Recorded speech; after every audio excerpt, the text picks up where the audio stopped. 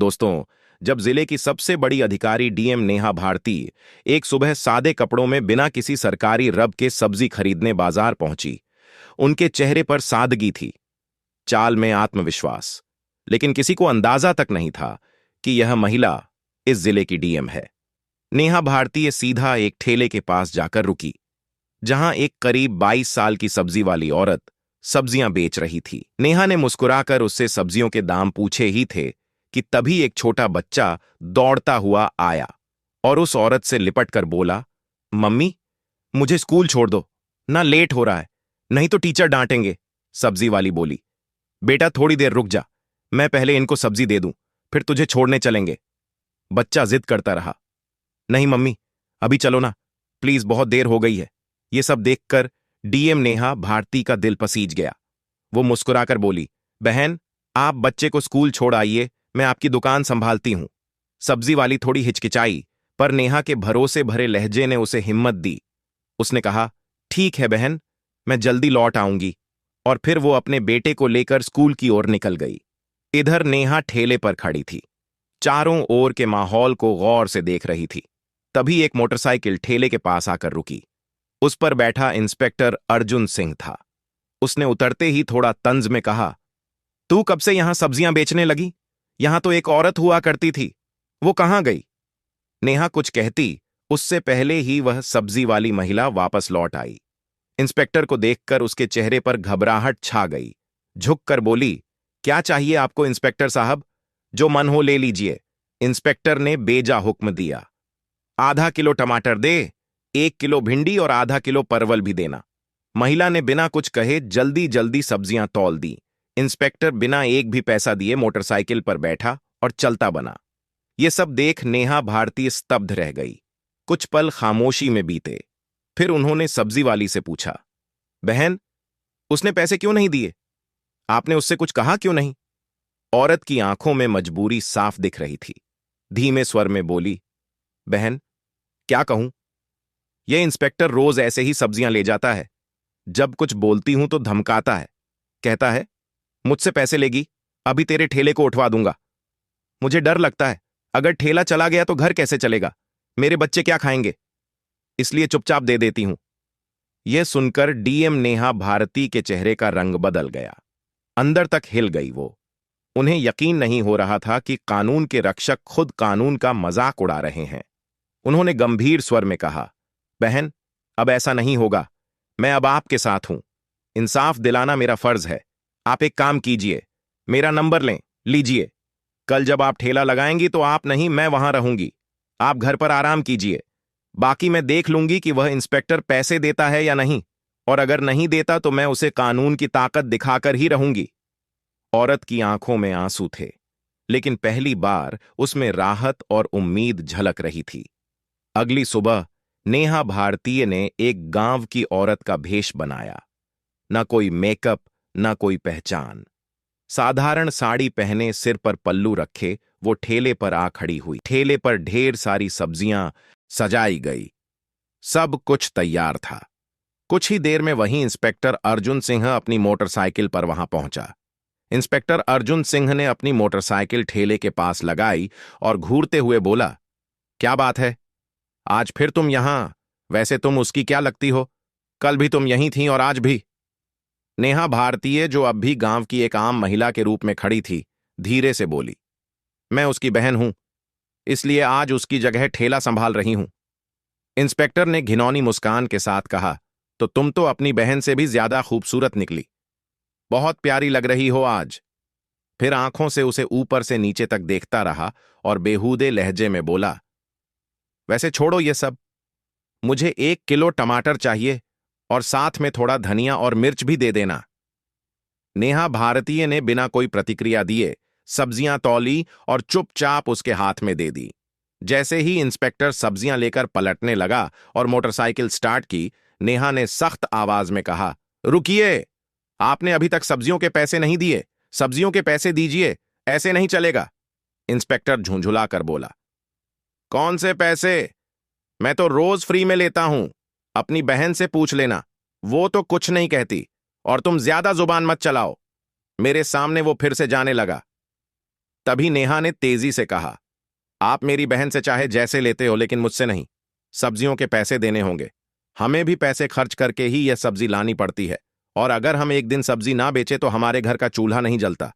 आप जैसे लोग फ्री में सब्जी ले जाकर हमारे पेट पर लात मारते हैं। इतना सुनना था कि इंस्पेक्टर का घमंड भड़क उठा। उसने गुस्से में आकर एक जोरदार थप्पड़ नेहा के गाल पर जड़ दिया। नेहा लड़खड़ाई, लेकिन खुद को संभाल लिया। आंखों में आंसू थे, लेकिन आत्मसम्मान अब और चुप रहने को तैयार नहीं था। नेहा ने कांपती आवाज में कहा, आपने एक महिला पर हाथ उठाकर बहुत बड़ी गलती की है। इसका अंजाम भुगतना पड़ेगा आपको। इंस्पेक्टर और भड़क गया, गुस्से में चिल्लाया, तू मुझे सिखाएगी? तेरी इतनी औकात? अभी बताता हूं। फिर उसने नेहा के बाल खींच लिए। नेहा दर्द से करा उठी, लेकिन बाल छुड़ाकर बोली, यह सब बहुत गलत हो रहा है। मैं तुम्हारे खिलाफ रिपोर्ट करवाऊंगी। तुम्हें सब्जियों के पैसे देने ही होंगे। लेकिन अर्जुन सिन्हा इंस्पेक्टर अपनी हैसियत के नशे में डूबा हुआ था। बोला, रिपोर्ट? तेरी इतनी औकात है? तू एक सब्जी बेचने वाली, और मैं इस थाने का इंस्पेक्टर। मैं तुझे यहीं खड़े खड़े खरीद सकता हूं। ज्यादा जुबान चलाई तो उल्टा तुझे ही जेल में डाल दूंगा। इतना कहकर वह मोटरसाइकिल स्टार्ट कर वहां से चला गया। नेहा गुस्से से कांप रही थी, लेकिन अब भी उन्होंने खुद को संयमित रखा। वह जानना चाहती थी कि यह इंस्पेक्टर कितनी हद तक गिर सकता है।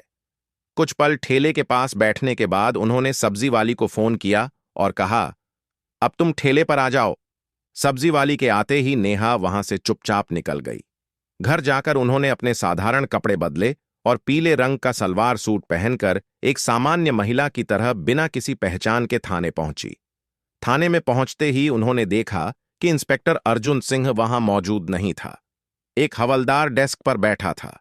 नेहा ने सीधा उससे पूछा, मुझे रिपोर्ट दर्ज करानी है। इंस्पेक्टर अर्जुन सिंह कहाँ हैं? और एसएओ साहब से मिलना है। हवलदार ने जवाब दिया, इंस्पेक्टर साहब कुछ काम से घर गए हैं और एसएओ साहब भी फील्ड विजिट पर बाहर गए हैं। आप चाहे तो कुछ देर बैठ जाइए। नेहा भारतीय की आंखों में अब इंसाफ की आग थी, और यह आग अब रुकने वाली नहीं थी।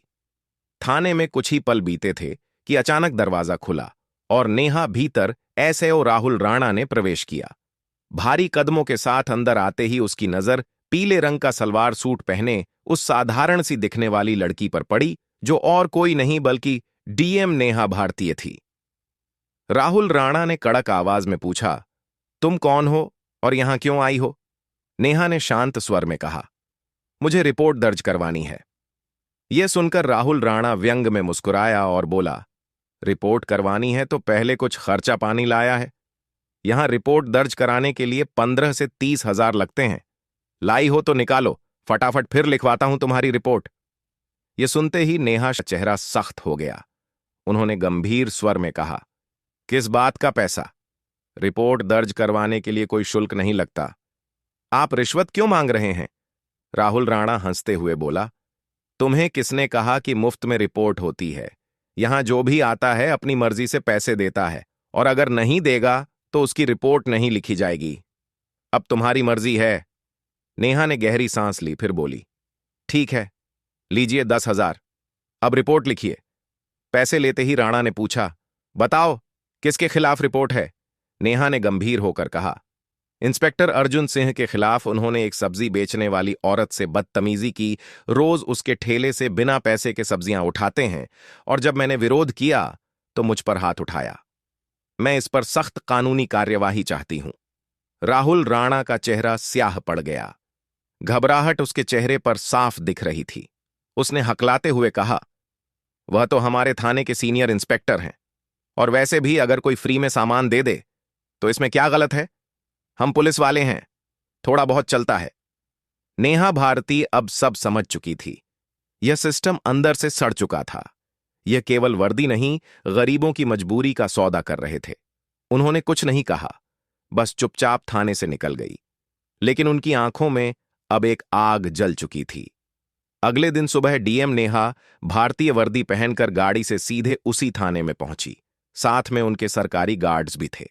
थाने के गेट पर वर्दी में उन्हें देखकर सारा स्टाफ हक्का बक्का रह गया। अंदर घुसते ही इंस्पेक्टर अर्जुन सिंह और एसएचओ राहुल राणा दोनों मौजूद थे। दोनों के चेहरे पर हवाइयां उड़ गईं जब उन्होंने सामने उसी लड़की को देखा जिसे उन्होंने अपमानित किया था। लेकिन आज वह आम औरत नहीं थी, बल्कि जिले की डीएम थी। घबराए हुए दोनों एक साथ बोले, आप कौन हैं और यह वर्दी क्यों पहनी है? नेहा की आंखें अब एक अधिकारी की गरिमा से चमक रही थी। उन्होंने गंभीर स्वर में कहा, वर्दी नहीं दिख रही। मैं हूं इस जिले की डीएम नेहा भारती, और मैं अब सब जान चुकी हूं कि इस थाने में किस तरह गरीबों को धमकाया जाता है, उनसे पैसे ऐंठे जाते हैं और कानून के नाम पर अत्याचार किया जाता है। दोनों के पांव तले जमीन खिसक गई। घबराहट में उनकी आवाज कांपने लगी। मैडम, यह क्या कह रही हैं आप? अगर आप वाकई डीएम हैं तो हमें कोई आईडी दिखाइए। नेहा ने बिना एक शब्द कहे अपने बैग से सरकारी पहचान पत्र निकाला और राहुल राणा के सामने रख दिया। आईडी देखकर राहुल राणा के हाथ कांपने लगे। उसके चेहरे से सारा रंग उड़ गया। तुरंत हाथ जोड़ते हुए नीचे झुक गया।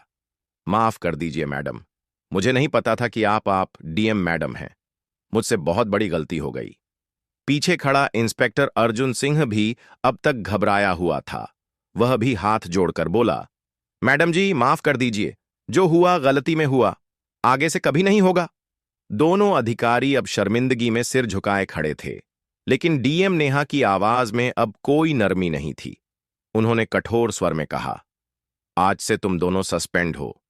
वर्दी पहनकर तुमने क्या किया है उसका हिसाब अब कानून करेगा। इस जिले में अब गरीबों का अपमान नहीं होगा, ना ही वर्दी की आड़ में लूटपाट। फिर उन्होंने पीछे खड़े स्टाफ को निर्देश दिया, इन दोनों को तत्काल प्रभाव से निलंबित किया जाए और इनके खिलाफ विभागीय जांच शुरू हो।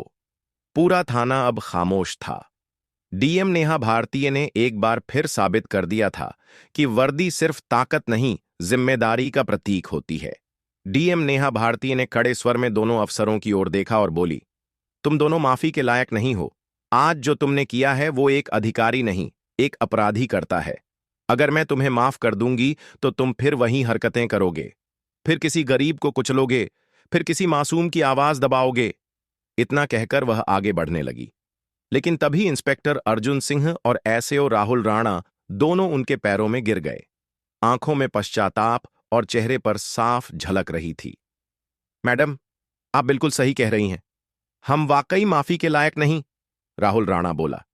लेकिन एक आखिरी मौका दीजिए, हम सच में बदल जाएंगे। आज के बाद किसी गरीब को नहीं सताएंगे, किसी से फालतू पैसे नहीं लेंगे और हर फरियादी की इज्जत करेंगे। अर्जुन सिंह ने भी सिर झुकाकर कहा, हमें माफ कर दीजिए मैडम, वादा करते हैं कि दोबारा ऐसी गलती नहीं होगी, और अगर हो भी गई तो आप हमें सस्पेंड नहीं, सीधे जेल भेज देना।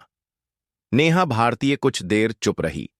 उनकी आंखें दोनों की नम आंखों और डरे हुए चेहरे पर टिक गईं। फिर उन्होंने गहरी सांस ली और गंभीर स्वर में बोली, ठीक है, मैं तुम्हें माफ कर रही हूं, लेकिन यह आखिरी मौका है। अगली बार अगर किसी भी गरीब की आवाज मुझ तक पहुंची, अगर फिर किसी ने कहा कि थाने में अन्याय हुआ है, तो मैं तुम दोनों को सिर्फ सस्पेंड नहीं, सलाखों के पीछे डालूंगी, और इस बार कोई माफी नहीं होगी। दोनों अफसरों ने सिर झुका लिया। उनका आत्मसम्मान चूर चूर हो चुका था, लेकिन अब उनमें सुधार की एक सच्ची झलक थी। नेहा भारतीय ने थाने से बाहर निकलते वक्त एक नजर पूरे स्टाफ पर डाली और बोली, पुलिस की वर्दी डराने के लिए नहीं, भरोसा देने के लिए होती है। इस वर्दी की इज्जत तभी होगी जब इसे पहनने वाले खुद इज्जत देना सीखेंगे। डीएम के जाते ही पूरे थाने में सन्नाटा छा गया। सबके चेहरों पर शर्म और सोच की लकीरें थीं। उस दिन के बाद पूरा थाना जैसे बदल गया। अब न कोई रिश्वत लेता था, न किसी गरीब की आवाज दबाई जाती थी। हर फरियादी की बात सुनी जाती। रिपोर्ट बिना पैसों के दर्ज होती और सड़क से बाजार तक हर जगह पुलिस लोगों की मदद करती नजर आने लगी। सब्जी वाली औरत भी अपने ठेले पर मुस्कान के साथ बैठती थी, क्योंकि अब उसे किसी का डर नहीं था। यह कहानी हमें सिखाती है कि हिम्मत और ईमानदारी से बड़ी कोई ताकत नहीं होती। अगर किसी पद पर बैठा व्यक्ति अन्याय करता है तो उसकी वर्दी नहीं, उसके कर्म बोलते हैं। और जब सच बोलने वाला उठ खड़ा होता है तो पूरा सिस्टम बदल सकता है। अगर आपको यह वीडियो पसंद आया हो तो एक लाइक जरूर करें। गरीबों की आवाज को और लोगों तक पहुंचाने के लिए शेयर करें और ऐसी ही कहानियों के लिए हमारे चैनल अनन्या भारती इंस्पायर्ड को सब्सक्राइब करना ना भूलें।